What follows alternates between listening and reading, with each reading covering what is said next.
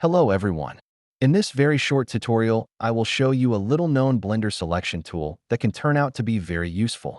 It is the Select Active tool, available in both previous and next modes. This tool is located in the More/Less submenu of the Select menu in the header of the 3D viewport, in Edit mode, and it works with selections of vertices, edges, or faces.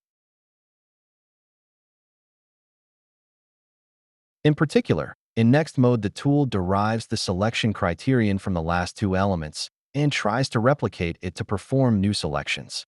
On screen, I am showing an example using the shortcut for Next mode, which is the key combination Ctrl-Shift and the plus key on the numeric keypad. You can also use the tool once, either from the menu or with the shortcut, and then apply it again using the key combination Shift-R, which is the shortcut to repeat the last operation, whatever it was. As you can see from the simple examples I am showing on screen, this tool makes it easy to create some selections that would take much longer if done manually. The tool remembers the last criterion, which might seem like a major limitation, but it is actually quite flexible. For example, look at how the selection of unconnected edges with different orientations is replicated and treated as a single topological criterion.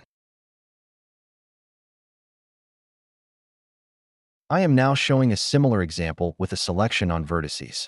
These are selections that would take a bit of time to perform manually. The previous active mode instead allows you to deselect based on the topological criterion.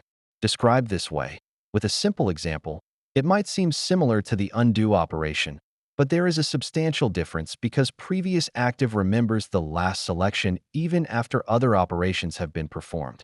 Let's look at a practical example.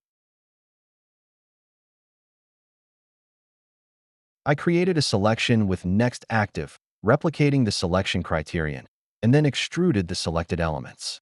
If I now wanted to deselect the last elements, I could not use undo because that would undo the extrusion.